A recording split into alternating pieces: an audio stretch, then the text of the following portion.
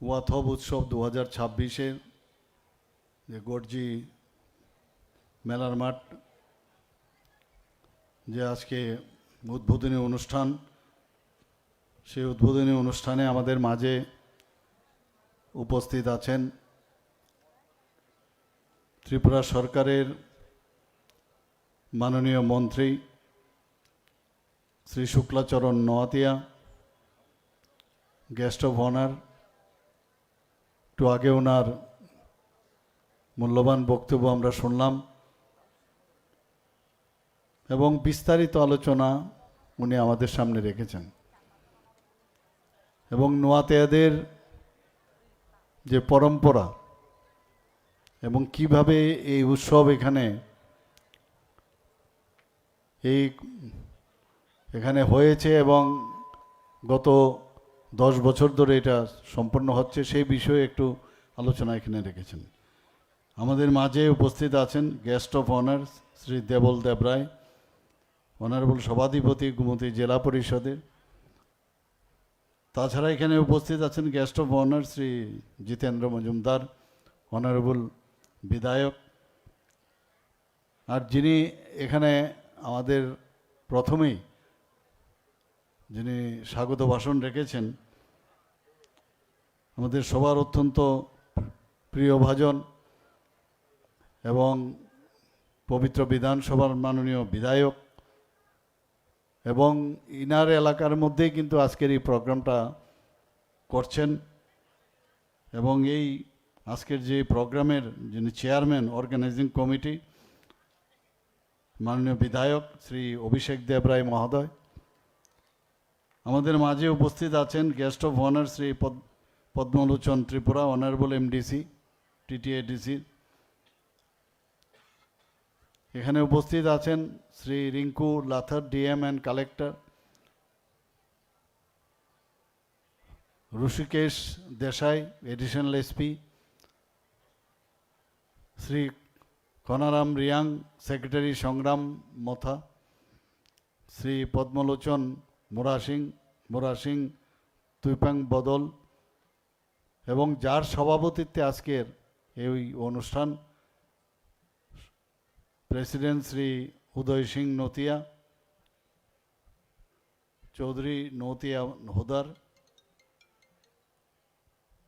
শ্রীমতী শিল্পী দাস, চেয়ারপারসন মাতাবাড়ি এনা আরডি ব্লকের, এবং অন্যান্য যারা বিভিন্ন লাইন ডিপার্টমেন্টের যারা অফিসার বৃন্দরা উপস্থিত আছেন, এবং বিশেষ করে যারা বিভিন্ন কমিউনিটির যারা লিডার এবং নোয়াতিয়া কমিটির যারা লিডাররা এখানে উপস্থিত আছেন, সমাজপতিরা উপস্থিত আছেন, এবং আমার প্রিয় ভাই ও বোনেরা, মায়েরা, ভাইয়েরা, এবং আমার মিডিয়া বন্ধুরা, সবাইকে আমি আন্তরিক শুভেচ্ছা জানাচ্ছি। আজকের এই সুন্দর দিনে, এরকম একটা সুন্দর দিনে আপনারা যা শুনলাম যে প্রায় 3.5 থেকে 4,000 লোক একসাথে আজকে গর্জি বাজার থেকে আপনারা এখানে প্রসেশন করে আপনারা এসছেন।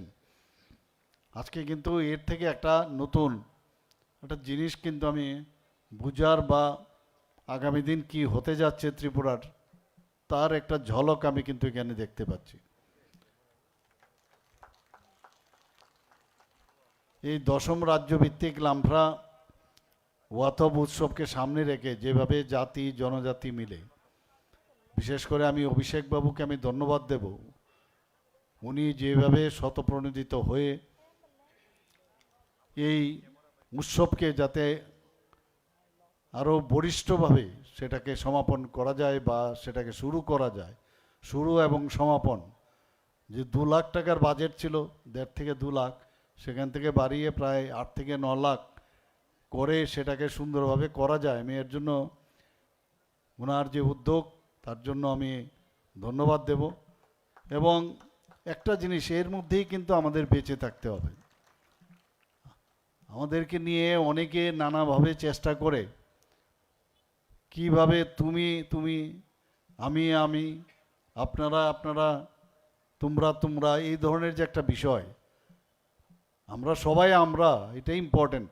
এবং এই যে এই বিষয়টা কিন্তু আজকের এই যে প্রসেশনটা হলো এবং এখানেও 4টের থেকে এখন অবধি আপনারা বসে আছেন, এর মধ্যে শক্তিই আলাদা। এর মধ্যে যে শক্তি এবং ইউনিটি ইন ডাইভার্সিটি, তার থেকে বড় শক্তি আর কিচ্ছু হয় না।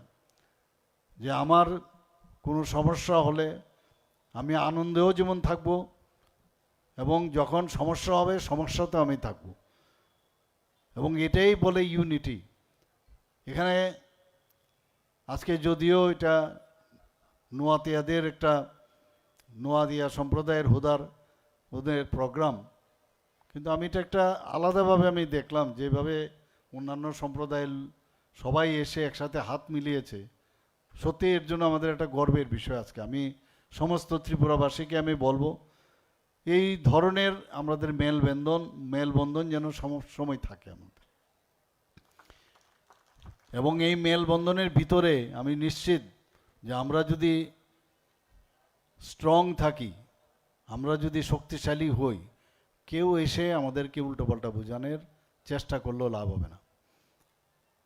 আমি আজকাল বিভিন্ন জায়গায় যাই, বিশেষ করে জনজাতিদের যে কোনো প্রোগ্রাম, যে কোনো জায়গায় হোক আমি যাওয়ার চেষ্টা করি। এখনও আমার বোঝার অনেক বাকি রয়েছে, এবং প্রতিটি সম্প্রদায়ের, ত্রিপুরা রাজ্যের জনজাতি গোষ্ঠীর, তাদের এত সুন্দর ইতিহাস, এবং সেই ইতিহাসকে মুছে দেওয়ার যে চেষ্টা ইতিহাসেও যেমন রয়েছে, বর্তমানেও রয়েছে। এবং সেই যে আস্তে আস্তে করে বহু জনগোষ্ঠী তাদের কিন্তু আজকে হারিয়ে যাওয়ার পথে। এখানে নোয়াতিয়া গোষ্ঠীর প্রায় যা বলা হয়েছে সারা ত্রিপুরাতে প্রায় 14 থেকে 15,000 আছে। এরকম অনেক জনজাতি গোষ্ঠী আছে মাত্র 1,000-1,200 এরকম, আরও কম আছে অনেকগুলো। এবং এই জনজাতি গোষ্ঠীর মাননীয় প্রধানমন্ত্রীজি বারবার বলছেন যে সোসাইটির একটা বিশেষ একটা এলিমেন্ট আমাদের জন্য এই জনজাতি গোষ্ঠী। সারা ভারতবর্ষে ওনাদের যদি পার্সেন্টেজ হিসেবে আমরা দেখি খুব নগণ্য, কিন্তু আপনারা ভাবুন যে ওনাদের মান উন্নয়ন, আর্থসামাজিক উন্নয়ন, ওনাদের এডুকেশনের দিক দিয়ে উন্নয়ন, সব দিকে উন্নয়নের যে চেষ্টা, সেটা মাননীয় প্রধানমন্ত্রীজি করছেন। প্রথমে আপনারা ভাবুন, আমাদের যে সরকার যখন অটল বিহারী বাজপেয়ী ছিলেন, তখন জনজাতিদের একটা সিম্পল একটা লেজ মত বলা যায়, লেজ একটা ছিল, একটা যে কোনো একটা মিনিস্ট্রির সাথে যোগ থাকতো। উনি আসার পরে জনজাতিদের উন্নয়নের জন্য আলাদাভাবে এই ডিপার্টমেন্ট করেছেন। আর এখন মাননীয় প্রধানমন্ত্রীজি সেই উন্নয়নকে আরও কিভাবে ত্বরান্বিত করা যায়। আগে তো এটা আনদেখা একটা বিষয় ছিল, ও জনজাতি বাদ দাও, এই ধরনের একটা মানসিকতা কিন্তু ছিল, সেটা সেন্ট্রালি হোক, রাজ্যেই হোক, এবং সেখানে একটা ভোট বাক্সে পরিণত রেখেছিল। কোনো রকম কিছুই নেই। আমরা দেখেছি কিভাবে তাদেরকে শিক্ষা দীক্ষায় অনুন্নয়ন রাখা যায়। তাহলে আমরা যেটা বলবো সেটাই বুঝবে ওরা, ওদের নিজেদের চিন্তা করার কোনো শক্তি থাকবে না। একটু আগে আমার পূর্ববর্তী বক্তা বলেছেন যে 2018 আগে মাত্র 4টা এখানে যে model residential Eklavya model residential school ছিল। আমাদের সরকার আসার পর আমরা 21টা জনজাতিদের এরিয়া, প্রতিটা ব্লকে, এটার যে মেইন উদ্দেশ্য প্রতিটা ব্লকে একলব্য মডেল রেসিডেন্সিয়াল করা। এবং আমাদের ভারতের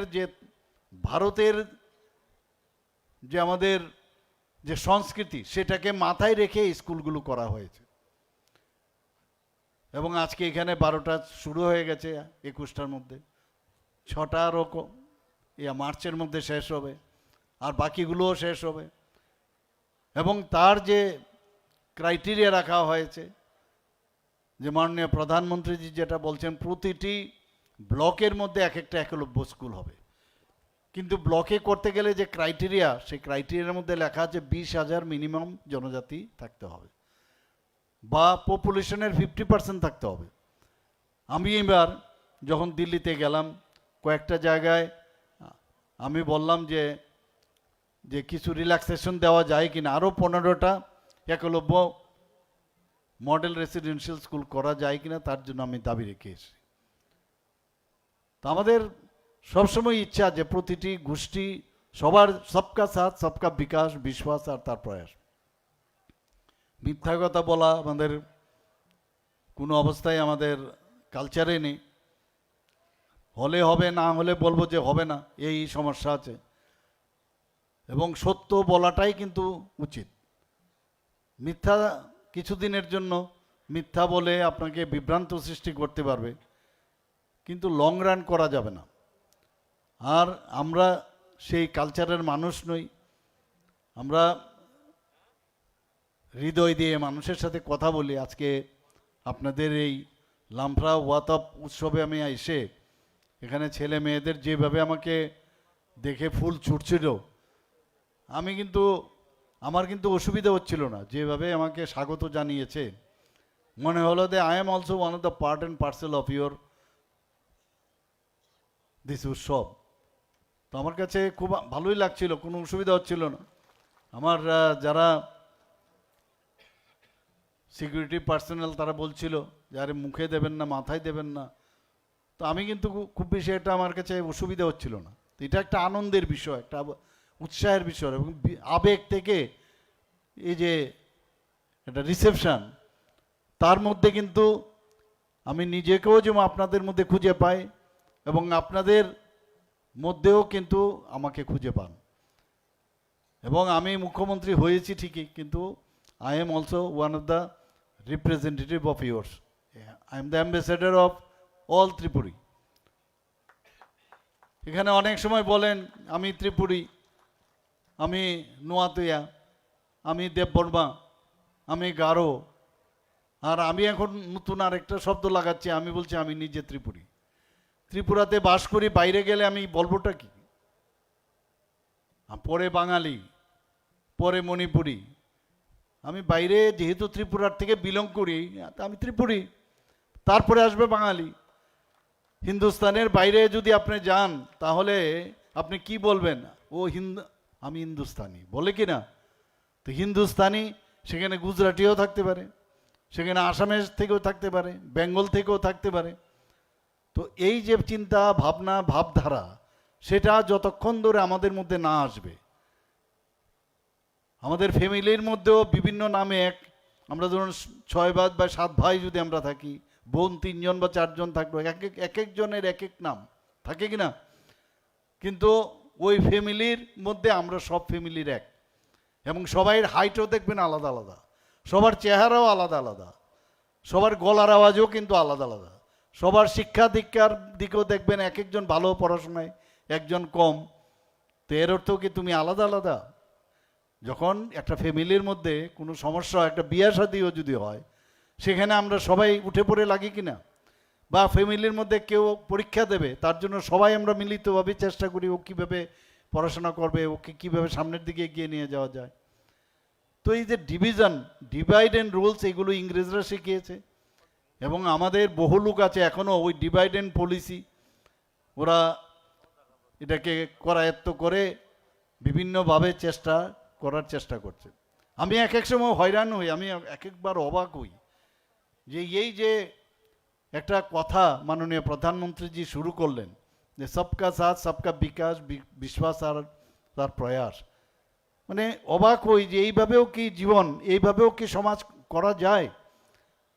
আগে তো আমরা এই 3 দশক ধরে আমরা দেখে এসেছি, 4 দশক ধরে তুমি মালিক আমি শ্রমিক, এবং তুমি মালিক বিরাট বড় দোষ করেছো, তাহলে আমার জিন্দাবাদ জিন্দাবাদ করতে হবে, দোকান বন্ধ করে দিতে হবে, ফ্যাক্টরি বন্ধ করে দিতে হবে। ইন্ডাস্ট্রির মেলার থেকে আমি মাত্র এলাম ইন্ডাস্ট্রি অ্যান্ড কমার্সে, সেখানে আমি এই কথাটা বলেছি এবং এটা একটা পয়েন্ট। এবং সেখানেও যখন আমার নিজের অভিজ্ঞতার থেকে বলছি যে কাম জিতনা কাম করেঙ্গে কাম কা দাম চাইয়ে বাস, কিন্তু এর অর্থই না যে আমি এটা ইন্ডাস্ট্রিয়ালিস্ট বা একটা আমি যিনি ব্যবসায়ী তাকে আমি তার রাস্তা বন্ধ করে দেব, তাকে মারবো, পিটবো, ধমকাবো, চমকাবো।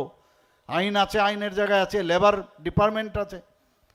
এবং এখন আমাদের যে চিন্তাধারা, যে কোনো জায়গায় এখন কিন্তু সেই কালচার আর নেই, করতেও দেব না। এখন চেষ্টা করছে আবার সেইভাবে, কারণ এইগুলো করে করে তাও যদি শ্রমিকদেরও যদি এই মনে হতো যে কোনো শ্রমিকের কোনো লিডার হয়েছে, শ্রমিক কিন্তু লিডার না। যে চাকরি দিল, যে সুযোগ দিল, যিনি নাকি মানে এন্টারপ্রেনার, সে এই যে যে যাদের চাকরি দিল তাদের মধ্যে কোনো নেতা না। নেতা বাইরের থেকে এসে ঢুকে গেছে, যা তুই গিয়ে ওই ফ্যাক্টরিতে ঢুকে যা, তুই ওখানে নেতাগিরি করবি, কারণ আমাকে ওখানে লোক লাগবে। ভবিষ্যতে রাস্তাঘাটে যখন প্রসেশন বের করব তখন ওই সব লোককে নিয়ে আসবি, মানে ফ্যাক্টরি বন্ধ করে, ইন্ডাস্ট্রি বন্ধ করে নিয়ে আসবে। অসংগঠিত যারা শ্রমিক আছে তাদেরকে সংগঠিত করো তাদের প্রসেশনের জন্য। এটা অদ্ভুত।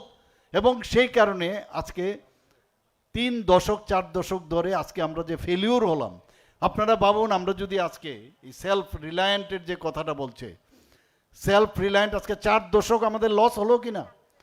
4 দশক যদি আজকে এগিয়ে রাখতো তাহলে আমাদের ছেলে মেয়েদের সুবিধা হতো। মাননীয় প্রধানমন্ত্রীজি 2014-র আগে অটলজি শুরু করেছেন, এরপরে ওনার আগে বা অটলজি এবং প্রধানমন্ত্রীজির মাঝখানে কেউ আর দেশকে সেইভাবে কিন্তু দেখেনি যে দেশকে সামনের দিকে এগোতে হবে। সেটা আজকে এই যে পরিবর্তন, আজকে আমরা দেখতাম স্ক্যাম স্ক্যাম স্ক্যাম, এইগুলোই মানে এই রাজনীতিতে আসতে হবে, যেভাবে হোক এদিক সেদিক করে মন্ত্রিসভা গঠন করতে হবে, সরকার চালাতে হবে, আর লুটে পুটে খাও। এই যে একটা অবস্থা, উনি কি বললেন যে मैं चौकीदार हूं, मैं खुद भी नहीं खाऊंगा, दूसरे को खाने भी नहीं दूंगा। এই যে একের পর এক একটা ডায়লগ, আমরা তো 70 দশকে এই ধরনের যখন দেখতাম যে মালিকের বিরুদ্ধে শ্রমিককে লেলিয়ে দেওয়া, স্কুল কলেজে টিচারদের বিরুদ্ধে লেলিয়ে দেওয়া, leave the schools and colleges and do red revolution, অদ্ভুত এক অবস্থা। Political strength grows from a barrel of a gun, গণফৌজনা না থাকলে জনগণের আর কিছুই থাকে না। এইসব তো ডায়লগ আমরা শুনেছি। ভারতবর্ষে থেকে ভারতবর্ষের কালচার ভুলে গিয়ে এটা বিদেশের সে কালচার এনে আমাদের ভারতবর্ষে মানুষের মধ্যে বিভ্রান্তির সৃষ্টি করেছিল। অনেক কষ্টে 2014-তে যখন মাননীয় প্রধানমন্ত্রী যে এসছেন, আর এগুলো সব উপর থেকেই করা হয়েছে, উপরওয়ালাই করেন। যে এক নরেন্দ্র বিবেকানন্দজি চিকাগোতে গিয়ে ভারতবর্ষকে চিনিয়েছেন যে ভারত কি, সব ধর্মের প্রতি ভারতের সে সম্মান রয়েছে। এবং ভারতকে জানতে হলে অনেককে বলেছে বিবেকানন্দকে জানতে হবে। আর আরেক নরেন্দ্র মোদী আবার নতুনভাবে ভারতকে চেনাচ্ছে সমস্ত পৃথিবীকে। আমরা এখন খুব অত্যন্ত আনন্দের বিষয় যে এইরকম একটা যোগ আমরা পেয়েছি। আমার মনে আছে যে আমার সময়ে ছিল, আমার পূর্বের যিনি মুখ্যমন্ত্রী ছিলেন আমাদের সরকার আসার, ওনার সময়ও উনি উপমুখ্যমন্ত্রী ছিলেন, অর্থমন্ত্রী ছিলেন। উনি, আমরাও শুনতাম যে স্বর্ণযুগ চলছে, স্বর্ণযুগ চলছে। তো উনি আমাকে একদিন বলছিলেন, আরে আমি তো স্বর্ণযুগ, আমি যখন প্রথমে অফিসে ঢুকে আমি অফিসারদেরকে বললাম যে ফাইলগুলো নিয়ে আসো তো, কোথায় সোনা টোনা পাওয়া যায় কিনা একটু দেখি। তো অফিসের ফাইল টাইল খুলে স্বর্ণ তো আর খুঁজে পায় না, কিন্তু একটা জিনিস পেয়েছে, প্রায় 13,000 কোটি টাকা লোন ওনারা রেখে এসছেন, সেটা উনি পেয়েছেন। এই হচ্ছে অবস্থা। আর আমাদের সময়ে সকাল থেকে রাত্রি অবধি যে বলা হয়েছে যে কিভাবে মানুষ, সাধারণ মানুষের তার আর্থসামাজিক উন্নয়ন হবে। আপনি ফরগেট অ্যাবাউট দিস জাতি জনজাতি, মণিপুরি বা সংখ্যালঘু, এখানে তো সবার জন্যই হচ্ছে। আজকে ঘর দেওয়া হচ্ছে, এখানে সংখ্যালঘু কি আলাদাভাবে পাবে, এসটি আলাদাভাবে পাবে, সবার জন্য পাচ্ছে। এই যে সবকা সাথ, এই শব্দ যখন বা এই সেন্টেন্স যখন শুনলাম, বা আমি বললাম এটাও এইভাবেও জীবন চলতে পারে। এবং ইট ক্লিকড। আজকে সমস্ত ভারতবর্ষের মধ্যে আপনারা দেখুন, যেখানে দিল্লির মতো জায়গায় 27 বছর পরে দিল্লিতে ভারতীয় জনতা পার্টির সরকার এসছে, মোদিজির সরকার এসছে, এখানে উড়িষ্যাতে এসছে, অন্যান্য জায়গার মধ্যেও বারবার বলছিল বোধহয় মহারাষ্ট্রতে যাবে, রাজস্থানেও যাবে, মধ্যপ্রদেশেও যাবে, আর বিহারও আবার যাবে যাবে করে। এই যে গুন্ডার রাজ, এই লাল্লুর রাজ যে ছিল, সেখানে কি অবস্থা ছিল, সেখানে আজকে পর পর আজকে এনডিএ সরকার এসছে। এখন বাকি কোনটা রয়েছে? গঙ্গা তো উপর থেকেই বয়, সেটা শেষ কোথায় আসছে? বেঙ্গল। বেঙ্গলও আবার সেই সবকা সাথ সবকা বিকাশ বিশ্বাস আর তার প্রয়াসে আবার ওয়েস্ট বেঙ্গলও প্রধানমন্ত্রী নরেন্দ্র মোদীজির সরকার সেখানে ঘটবে। এই সরকার গঠনের অর্থ এই না, আমি জানি এটা কোনো রাজনীতির কোনো ভাষণ না এখানে, এবং আপনাদের যে উৎসব এখানে কিন্তু রাজনীতির বাইরে। কিন্তু আমি সরকার হিসেবে আপনাদের বলছি যে আপনাদের এই যে আনন্দ উৎসব কখন করবেন? যদি দেশে শান্তি প্রতিষ্ঠিত থাকে, যদি একটা ফিল গুডের একটা ভাবনা চিন্তা থাকে। আমার ছেলে মেয়েদের তাদের রাত্রে 12টা 1টার সময় যদি যায় কোথাও, সে নিশ্চিন্ত মনে যেতে হবে, কোনো জায়গায় কিচ্ছু হবে না। স্কুলে যাবে তার সুযোগ থাকতে হবে, কলেজে যাবে কলেজে পড়ার সুযোগ থাকতে হবে। আজকে সেই সুযোগ সুবিধা তখনই হবে যখন দেশে শান্তি থাকবে, রাজ্যে শান্তি সম্প্রীতি থাকবে। আমরা সেই ব্যবস্থা আমরা করছি এখন ত্রিপুরাতে। আগে ভাবুন, আমি উদয়পুরেও হসপিটাল আমার এখানে পোস্টিং ছিল কোনো এক সময়। আগরতলা থেকে যখন আসতাম আমার মনে হতো সে পাহাড় দিয়ে আসবো যে কখন যে কি হবে বলা মুশকিল। দুই দিকে বিশালগড়ের এইদিকে আগুন জ্বলছে, এইদিকে আগুন জ্বলছে, কিরকম একটা অবস্থা ছিল আপনারা ভাবুন। কোথার থেকে আপনি সুস্থভাবে চিন্তা করে আপনি কিভাবে ডেভেলপমেন্ট করবেন? এই দিনগুলো 80 দাঙ্গার কথা ভুলে গেলে চলবে না। প্রায় 2000 থেকে 3000 জাতি জনজাতি লোকের মৃতদেহের উপর দিয়ে কিন্তু আজকে আমরা এখানে বসে আছি। আজকে দিল্লিতে যখন শিখ দাঙ্গা হয় তাদের নিয়ে খুব হইচই, কিন্তু এই ত্রিপুরার মতো জায়গার মধ্যে এতগুলো লোককে আমরা হারিয়েছি, এতগুলো লোক খুন হয়েছে এখানে, তাদের বিষয়ে কেউ কথা বলছে না। তো দুঃখ লাগে। তাদের সময়ে এখানে জনজাতি গোষ্ঠীর বিশেষ করে তাদেরকে কিছু লোককে তাদের সৃষ্টি এই উগ্রপন্থী সৃষ্টি করা। এখানে আসবো কখন, কাকে ধরে নিয়ে যাবে, কাকে খুন করে নেবে, এবং তাদের সৃষ্টিকে এই যে ট্রেনের লাইনের বাইরে তাদের পরিচালিত করেছে। আমাদের সরকার আসার পর আজকে নর্থ ইস্টার্ন জোনে প্রায় 12টার থেকে 11টার মতো, 11টার থেকে 12টার মতো মৌ আমরা করেছি, অ্যাকর্ড করেছি মাননীয় প্রধানমন্ত্রীজির নেতৃত্বে, আমাদের যশস্বী গৃহমন্ত্রীজির নেতৃত্বে। আজকে নর্থ ইস্টার্ন জোনে শান্তি প্রতিষ্ঠিত হয়েছে। আগে আমরা যখন গুয়াহাটি যেতাম এক এক সময় ভয় লাগতো, গুয়াহাটি রেলওয়ে স্টেশনে না বোম ব্লাস্টিং হয়, আপনারা সবাই জানেন। নিরীহ মানুষ তাদের প্রাণ চলে গেছে। ত্রিপুরাতে আমরা আজকে আগরতলা থেকে যদি উদয়পুর যেতাম 12 ঘন্টা 14 ঘন্টা 18 ঘন্টা লাগতো, এসকর্ট ছাড়া যেতে পারতাম না। এখানেও সেম। সাবরুমের অবস্থা তো চিন্তাই করতে পারবেন না আপনারা, কি একটা অবস্থা ছিল। আজকে এখানে বাজে প্রায় 10টা, এতক্ষণে বাড়ি চলে যেতেন আপনারা। কোথার থেকে এই প্রোগ্রাম করবেন? এই মায়ের গমন, দুর্গা পূজা, সরস্বতী পূজা, আপনাদের সমস্ত সংগ্রামা পূজার থেকে আরম্ভ করে যতগুলো পুজো হচ্ছে, আজকে শান্তি প্রতিষ্ঠিত হয়েছে বলেই মনের শান্তিতে আপনারা কিন্তু সবাই একত্রিত হয়েছেন যে না, আমার ভয় নাই, আমার ডর নাই, আমার কোনো চিন্তা নাই। কারণ আমাদের কেউ একজন গার্জিয়ান আছে যিনি আমাদেরকে, আমি বলছি না যে সব 100% আমরা করতে পারবো, কিন্তু আমাদের প্রচেষ্টা আছে কিনা। আজকে মেডিকেল কলেজ হয়েছে এখানে, এখানে ডেন্টাল কলেজ হয়েছে এখানে। আমাদের সময়ে মাত্র 8 থেকে 9টা আসন ছিল, আজকে এখানে 450টা আসন হয়েছে। বিডিএস এর মাত্র একটা আসন ছিল, 63টা আসন হয়েছে। বিএসসি নার্সিংয়ের একটা আসন ছিল। সরকারি পর্যায়ে আমরা বিএসসি নার্সিংয়ের 50টা আসনের আমরা কলেজ খুলেছি। এখানে জিএনএম, এএনএম এবং pharmacy college, national law university, আমাদের ন্যাশনাল ফরেন্সিক ইউনিভার্সিটি, এখানে ন্যাশনাল সংস্কৃত ইউনিভার্সিটি, এখানে agriculture university, fishery university, veterinary college. কোনটা না আপনারা বলুন। আপনাদের এখানের মধ্যে আমি হোমিওপ্যাথিক কলেজ একটা শুরু করছি। আমি আগরতলার মধ্যে যে স্টেট হোমিওপ্যাথিক হসপিটাল আছে, 75 কোটি টাকা তার জন্য স্যাংশন দেওয়া হয়েছে দিল্লির থেকে। আমি যখন বললাম আপনাদের তেপানিয়াতে আয়ুর্বেদিক কলেজ, মেডিকেল কলেজ হবে আয়ুর্বেদিক, তার জন্য 75 কোটি টাকা দিয়েছেন হেলথ মিনিস্টার মহোদয়, ইউনিয়ন হেলথ মিনিস্টার। তো এই যে ডাবল ইঞ্জিনের সরকার যা চাই তাই দিচ্ছে, এবং মেইন উদ্দেশ্য কি? মানুষের সেবা আমাদের কাছে ধর্ম, সেবাই আমাদের কাছে ধর্ম। আজকে আমরা যদি সবাই ইউনাইটেড থাকি এবং ছোট ছোট বিষয় নিয়ে, ছোট ছোট ঘুম থেকে উঠে খালি চিন্তা করবে কোনো ইস্যু পাওয়া যায় কিনা, কোনো ইস্যু পাওয়া যায় কিনা, এবং সেই ইস্যু ভিত্তিক যে ইস্যুগুলো কোনো ইস্যুই না, ইস্যু সৃষ্টি করে বিভ্রান্ত করে রাস্তায় নামা।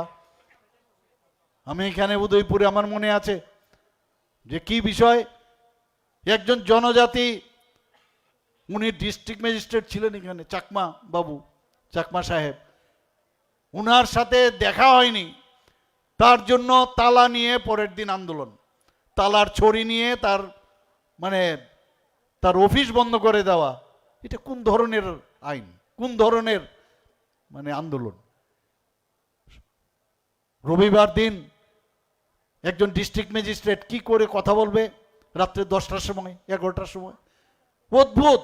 মানে এইভাবে বিশৃঙ্খলা সৃষ্টি করো, তার মধ্যে যত ঘোলা মাছ, যত জল ঘোলা করা যাবে তার থেকে আসল মাছটা কিভাবে ধরা যায়, এই ধরনের সংস্কৃতি। দেখছে যে এইসব করে কোনো লাভের লাভ হচ্ছে না, আর মারধর তো আছে একটা, তোমার আমার মারো পিটো, যতটুকু পারো মারতে থাকো, আমাদের কথা যদি না শুনে মারবে পিটবে। আরে দেশে আইন কানুন আছে কিনা, আইনের শাসন আছে কিনা? এইসব আইনের শাসন যেহেতু রয়েছে, আমরা আইনের মাধ্যমে যেখানে বিশৃঙ্খলতা উশৃঙ্খলতা, সেখানেই শান্তির জন্য মাঝে মাঝে শক্তিও আমরা প্রয়োগ করব, এবং সেটা যতদিন অন্ততপক্ষে আমি মুখ্যমন্ত্রীর পদে আছি আমি সেটা করে যাব। বন্ধুগণ, আজকে এখানে আমার যে পূর্ববর্তী বক্তারা এখানে বিশেষভাবে আলোচনা করেছেন, আমরা চাই যে জনজাতি গোষ্ঠীর উন্নয়ন, আমরা চাই জনজাতিদের অনেক সমস্যা রয়েছে, কারণ আগে ওনাদের জন্য কেউ কোনো দিন ভাবেনি, এবং আমরা তাদের উন্নয়নে আমরা প্রতিজ্ঞাবদ্ধ। আমি কারণ কি, দিল্লিতে যখন আমাদের লিডারদের সাথে আমি কথা বলি, দেখি বলে আরে यार जब तक ये शेड्यूल ट्राइब और ट्राइब्स लोगों का अगर उन्नयन नहीं होगा कभी भी कुछ नहीं होगा।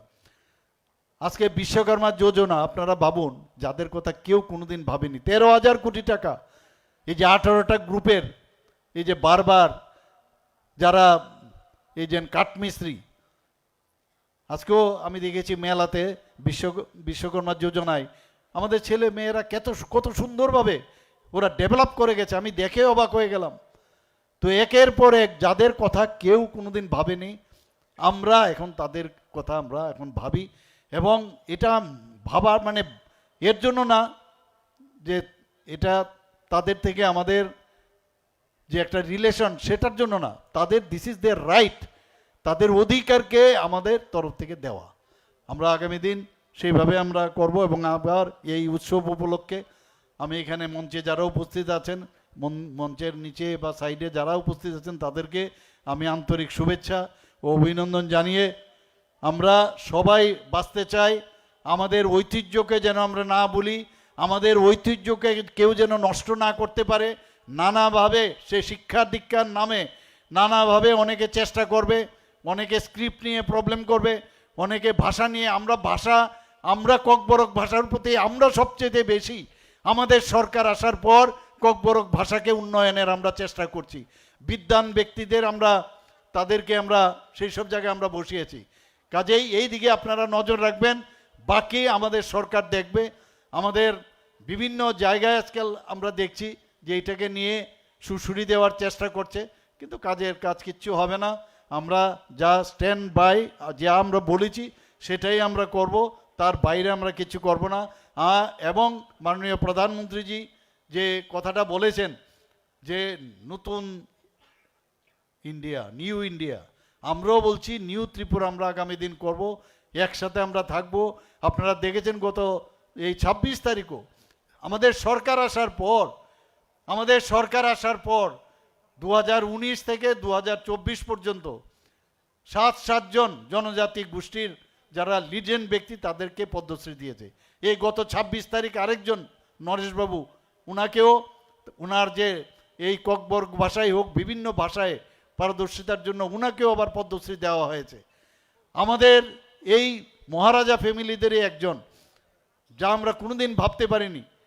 আমাদের যার কথা আমি একটু আগে বললাম, যিনি আমাদের অর্থমন্ত্রী ছিলেন, উপমুখ্যমন্ত্রী ছিলেন, আজকে উনাকে তেলেঙ্গানার মতো জায়গার মধ্যে উনাকে গভর্নর করা হয়েছে এত বড় একটা রাজ্যের ত্রিপুরার থেকে, যেটা আগে কোনোদিন সম্ভব হয়নি।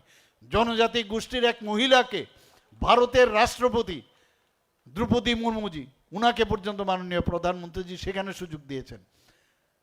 আমরা জানি জনজাতিদের জন্য কি করা উচিত। আমাদের কিছুদিন আগে এখানে সমাজপতিরা অনেকে আছেন, উনাদেরকে 2000, আমাদের সরকার আসার পর উনাদেরকে 2000 টাকা করে সমাজপতিদেরকে একটা সাম্মানিক দেওয়া হতো। এটা ভাতা না, কিন্তু আমি এসে বললাম যে এদের 2000 টাকা কেন দেওয়া হবে? ক্যাবিনেটের ডিসিশন নিয়ে ওনাদেরকে 5000 টাকা করলাম। শুধু তাই নয়, 5000 টাকা শুধু করিনি, ওনাদের যে 2000 টাকার একটা ক্যাপিং ছিল। কেউ সামাজিক যদি সমাজের কাজ করে তো তারা অনেক সময় সার্কুলার ওয়েতে চলে, কেউ হয়তোবা সেখানে চাকরিতে থাকে, কেউ হয়তোবা পেনশনার, তাদেরকে দেওয়া হতো না। আমি বললাম উঠিয়ে দাও, এগুলো উঠিয়ে দাও। তাতে করে আমি দেখলাম প্রায় 13-14 জন পাবে। আমি বললাম যে 19টি জনজাতি গোষ্ঠী, তাহলে সবাই কেন পাবে না? ক্যাবিনেটের মিনিস্টার এখানে আছেন, উনি জানেন। আমি বললাম যে 19টি জনজাতি গোষ্ঠী, বলে যে না, ওদের সমাজপতি সিস্টেম নেই। আমি বললাম তো কেউ তো প্রধান হবে, কেউ চৌধুরী হবে, তাদের হেডকে আমরা দেব। এই 19টি জনজাতি গোষ্ঠীকে তো এবই। আরও ত্রিপুরাতে আপনারা শুনে মানে খুশি হবেন যে প্রায় 40+ জনজাতি গোষ্ঠী আমাদের ত্রিপুরাতে রয়েছে, মেবি মোর। আমি চিফ সেক্রেটারিকে বললাম সমস্ত ডিস্ট্রিক্ট ম্যাজিস্ট্রেটকে বলুন তাদের খুঁজে বের করতে, এবং ওনাদের যে লিডার তাদেরকে 5000 টাকা করে দিতে হবে। আমাদের কিছুদিন আগে ক্যাবিনেটে আমরা ডিসিশন নিলাম যে সমস্ত সাব ডিভিশনে এবং ডিস্ট্রিক্টে আমাদের যে সেন্ট্রালের যে স্কিমগুলো আসে, আমরা যে স্টেটের যে স্কিমগুলো আছে সেইগুলো টিসিএস মর্যাদাপূর্ণ যে অফিসার, তাদেরকে শুধু তাদের যে স্কিমগুলো দেখার জন্য রাখা হবে, সেটাও আমরা ক্যাবিনেটে আমরা ডিসিশন নিয়েছি। আমার মনে আছে আমার সাথে অ্যাথলেটিক্স করতো এই দেবভক্তি জমাতিয়া, সে ন্যাশনালে অনেক গোল্ড মেডেল পেয়েছে। আমার সেই স্টেডিয়ামে, বাদারঘাট স্টেডিয়ামে, যেহেতু শি ওয়াজ অ্যান অ্যাথলিট, আমি নিজেও অ্যাথলিট ছিলাম, উনাকে এখন নেই এই পৃথিবীতে, মারা গেছেন, উনাকে সম্মান দেওয়ার জন্য ওর নামে এই যে ট্র্যাক বানানো হয়েছে, সিনথেটিক যে দৌড়ের যে ট্র্যাক 400 মিটার, উনার নামে আমরা করেছি। আমরা জানি কাকে কি সম্মান দিতে হবে। আবার এখানে উপস্থিত থাকার জন্য সবাইকে আমি আবার অভিনন্দন জানিয়ে, দুদিন আপনারা নিশ্চয়ই আনন্দ উপভোগ করবেন। আমি শুনলাম আগামীকাল এখানে আরও বেশি কালচারাল ইভেন্টস রয়ে গেছে।